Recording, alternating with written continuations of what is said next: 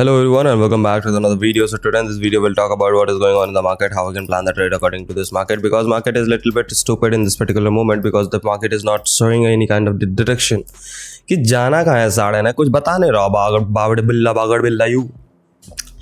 तो 4 घंटे में अगर आप ध्यान से देखते हो तो आपको दिखेगा कि मार्केट में एक हायर हाइज लिक्विडिटी स्वीपिंग हो चुकी है, लोअर हाइज फॉर्मेशन हुआ है, मार्केट कंटिन्यूसली नीचे नहीं गिर रहा है, ब्रेक ऑफ स्ट्रक्चर होने के बाद भी मार्केट कंटिन्यूसली नीचे नहीं गिर रहा है, ऊपर जाने की कोशिश कर रहा है।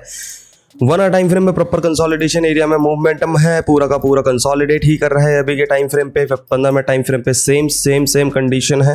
What you can do in this particular moment, अगर आप देखते हो ध्यान से, ठीक है, सारी चीजें अगर ध्यान से देखी जाए तो आपको दिखेगा कि भाई there is a breakout, you have to wait for a retracement, then you can consider taking a long side trade. That's it, this is the whole concept of the market in this particular moment.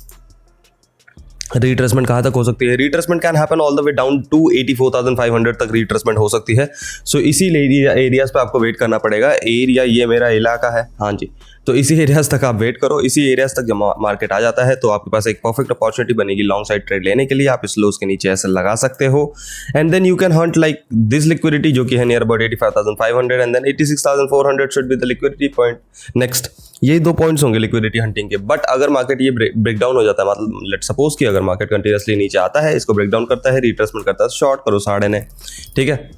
Ethereum की बात करोगे तो Ethereum is consolidating more bad than bitcoin. Bitcoin से ज्यादा consolidate कर रहा है ये Ethereum in this particular moment. और इथेरियम अगर कंसोलिडेट करता है, इथेरियम पर भरोसा करने लायक होता नहीं है दोस्तों। अगर मेरे हिसाब से अगर आप बात करते हो इथेरियम को लेकर, अवॉइड करना सही है इथेरियम को अभी के टाइम फ्रेम में, बिकॉज जब तक एक अच्छा खासा ब्रेकआउट नहीं आ जाता इथेरियम में ट्रेड लेने का कोई लॉजिक नहीं बनता सर, ठीक है। आप ट्रेड लोगे, इथेरियम आपके ट्रेड को खराब कर देगा, मतलब सॉरी बिटकॉइन आपके ट्रेड को खराब कर देगा, ठीक है। लेट सपोज कि इथेरियम यहाँ से ब्रेकआउट हो जाता है, ठीक है।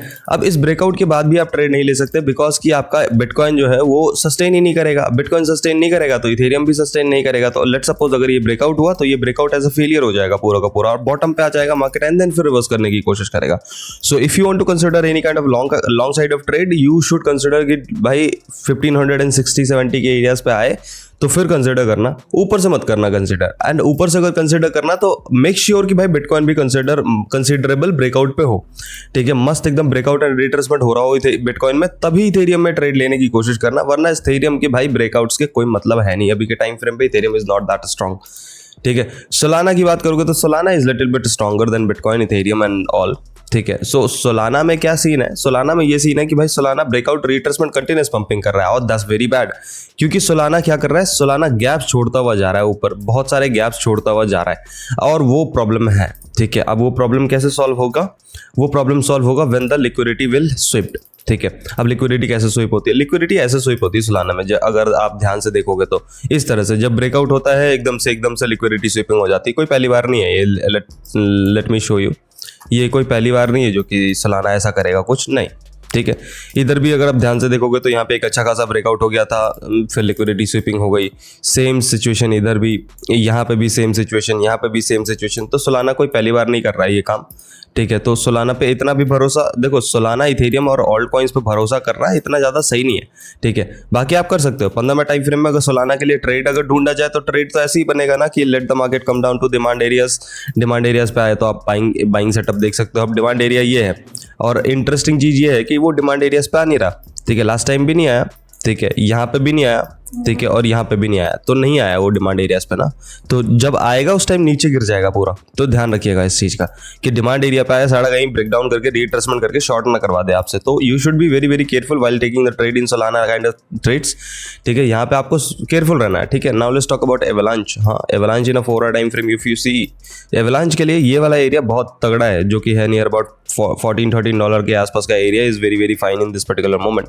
At the same time frame अगर 4 आवर टाइम फ्रेम में इसको देखते हो आप ध्यान से, तो ब्रेकआउट करने की कोशिश करेगा, अभी नहीं कर रहा है ये, ठीक है। बाकी अगर अभी आप लोअर टाइम फ्रेम पे आकर ट्रेड लेना चाहते हो, लाइक एवलांच में आप लोअर टाइम फ्रेम पे आकर ट्रेड लेना चाहते हो, how you will take a trade in lower time frame? Lower time frame पे ट्रेड लेने के लिए मैं हाईली रिकमेंड करूंगा let the market come down to near about 16.4 के आसपास आने दो, फिर इधर से लॉन्गिंग सेटअप बन जाएंगे आपके सही, ठीक है।